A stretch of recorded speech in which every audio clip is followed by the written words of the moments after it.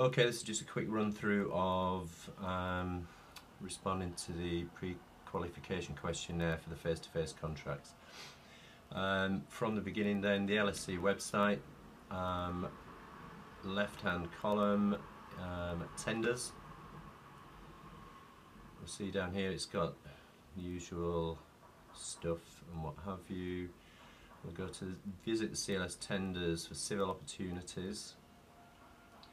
And then we've got if we scroll down, we've got the PQQ for CLA telephone advice, and also here the PQQ for face-to-face civil legal services from April next year. So we'll go through to the eTendering portal.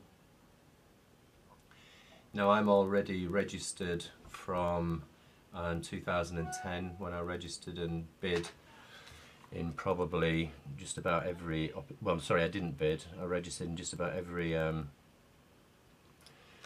PQQ thing they had going, just to see how it worked and give it a run through. If you haven't registered, obviously you need to register here as an organisation and as an individual user, but obviously I'm not going to go into that today. So okay, my details are in. Click on go. Oh dear, invalid password. Let's try a different one. Yes, we remember this. Yeah, I'm in. Okay. Alright then, as a registered user, this is kind of your landing page. It talks about, it's got the information on PQQs and also invitations to tender as well. Projects, previous projects, here are some of the ones that are still there from 2010, even 2009. Obviously that's only page one, so we'll go back to the landing page. What I'm wanting to look at is the PQQ for the new face-to-face. So down here, PQQs open to all suppliers, and there we have the very high cost cases accreditation, the CLA telephone advice, and the one I'm interested in there, which is the PQQ for face-to-face. Click on that. Up here we've got express interest or decide later, usual bump, a description of the PQQ, type of supplier access, etc. The thing about Bravo is that it's a generic system, so you'll see things on here that won't be immediately relevant to you. Things about currency, response currency, and things like this. Don't really worry. Well, don't worry about that. Just go through the page and just see what's relevant to you, what's important to you. Blah blah blah. Let's have a look. 3 years. So go back up. Let's express interest and see what it gives us. So it gives us this little pop-up. Please click OK to express interest in this PQQ. The PQQ will be moved to your My PQQs area, and you will have the option to view all PQQ details, download buyer attachments, send and receive messages to the buyer, and submit your response. So let's have an OK on that. Gives us another pop-up. It tells us we've now expressed interest and invited yourself to, and I've invited myself to participate in this PQQ. So standard stuff. Please select my response from the left menu, then click create response in order to start such or said response. Important thing at the bottom, please ensure that you submit your response to the buyer before the stated closing date and time. It's actually amazing every time the LSE does this how many people submit either on the final day or the day before. I mean, what I'd say with this is get it in as soon as it's done, and then it's out of the way. Okay, so let's have an OK on there. And this screen immediately gives me a warning. I've won and read buyer attachment, so we'll ignore that for a second. Again, standard bump there that we've already seen as we scroll down. Let's have a look on the left hand side. The PQQ details itself. Just check up there, it's the one that we want. Closing date at 12 on the 18th of June. Buyer attachments here, and 2 buyer attachments, so let's have a look at what those are. and we've got the information for applicants, version 1 and also version 2, because yeah, that's right, they actually made a mistake in version 1, didn't they? So let's have a look at, well actually before we do, let's go back to that land. Oh dear, come back. It doesn't like you navigating by backing using the trackpad, let's put it that way. So back to my PQQs.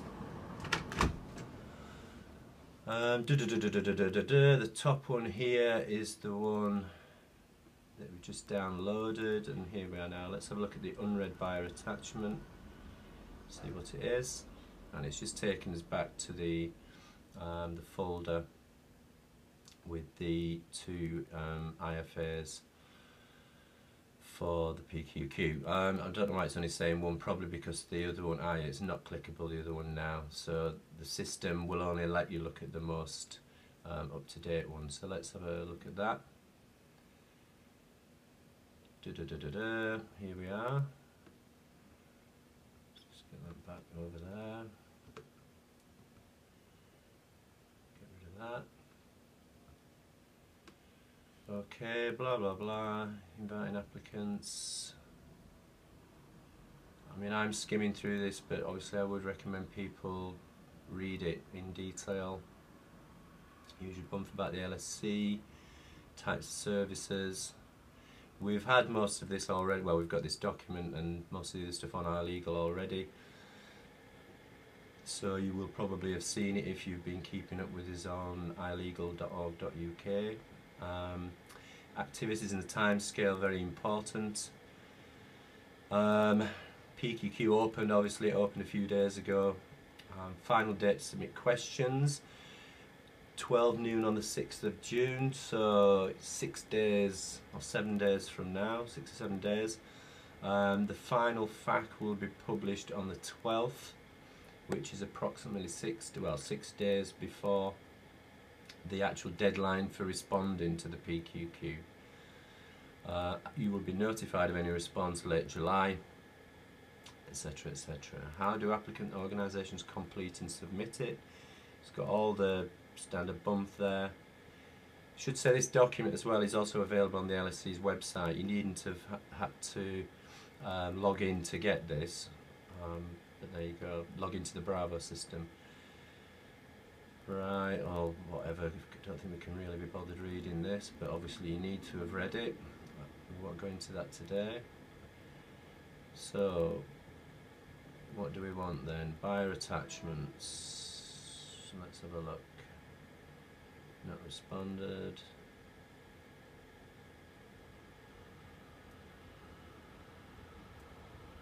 My response.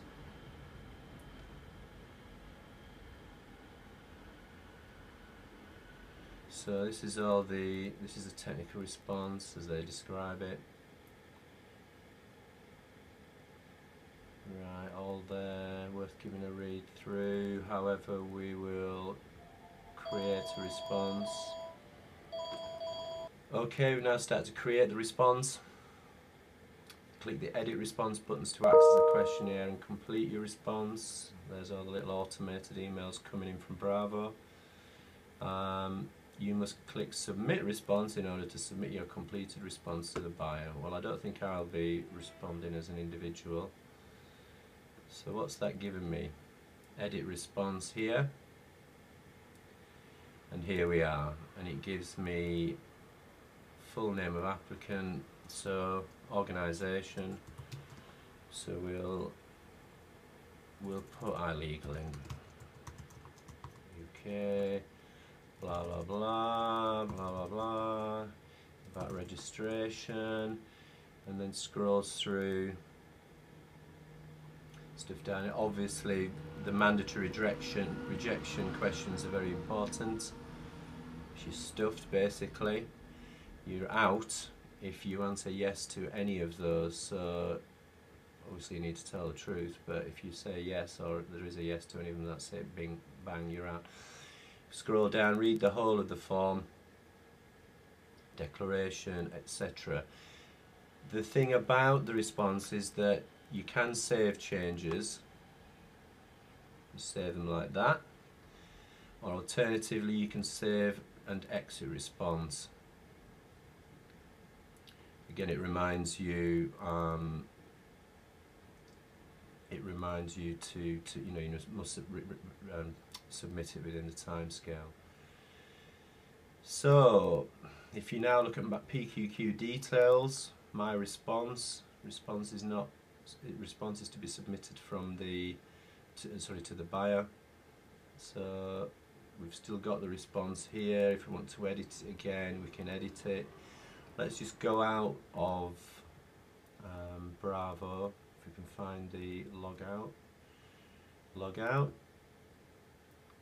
Back to the home page of the LSC site. So this is like we're coming back to the response after gathering information, wanting to complete it, etc. We log back into Bravo. We look now, because we've already expressed an interest in the PQQ, so I can click on my PQQs and it'll be in there. It's the top one, again, because the other two from the 2010 contract bid round. So we click on that, and there it opens up immediately the response that obviously I haven't as yet submitted. If we want to edit that response, we can click edit up here. You notice the information that I've been entering is in the right hand column, etc, etc. So I think the important thing is you can come back to it and complete it at your leisure. Obviously the most important thing perhaps is once it's done is then to actually submit response. Let's see what happens if I try and submit it. Please ensure you've reviewed it. Very important. Obviously people around in 2010 will remember all the legal action that happened here with incomplete responses going in, etc, etc, and what have you. So it does happen. I'll click OK, see if it'll let me submit the response. Well, actually that's not a bad thing. It requests generate the following: in order to proceed, please complete all questions. So I think it's a bit idiot proof, which is a good thing. It's not allowing me to omit any questions. So it takes me back to the edit page. It's also highlighted in red those ones that I've not completed and need to complete rather. So there you go. I think another thing I'd say with something like this is it's a good idea to get someone to sense check it. Once you've done it, just get someone else to have a look at everything. Literally reading down this question. Don't let them go into edit response. Just literally from this page, because if they go into edit response they may go change something by accident. Just literally get them to read through all these questions here and just double check that you've filled in all the correct fields and what have you. If somebody does go into edit response to check, it's not the end of the world, but obviously just ensure that they are scrolling and checking. If they're going to make amendments to anything or in anything, it's probably as well that there are two of you sat at the machine, I'd say, when you make those amendments. So go in, make any amendments wherever necessary, save and exit response. Once the response is completed and you're happy with it, you can submit your response. The other thing that is probably useful as well is the printable view. So you can actually bring that up. And to be honest, if this may be easier for and you may feel more comfortable with this, which is to bring up the printable view and print it off, and write it in by hand or something, so you're clear about everything. Don't get too paranoid about everything, but it always pays to have something extra. Here's mine now. It's printed off. Let's just see, has it kept the information that I actually entered? Yes, it has. So the information that I typed in is obviously in here.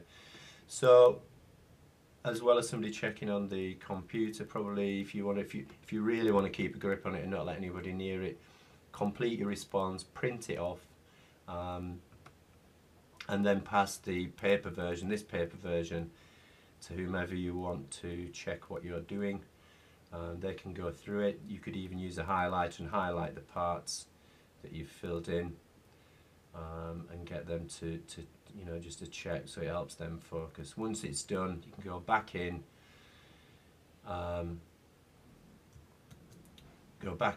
complete the form within the area, and there you go. Okay, well, I've had enough of this now, so we'll close that, fill letters, and we'll log out. Hope that's helpful. It's quite straightforward. Any questions, obviously stick them on ilegal.org.uk. I'll try and dig out some of the materials that I did back in 2010. We did, or I did a set of seminars for the Advice Services Alliance on completing the PQQ and submitting ITTs and things like that. So I may have some materials that are still relevant. Obviously I'll have to check them. But from just a quick look, this is the first time I've looked at this PQQ.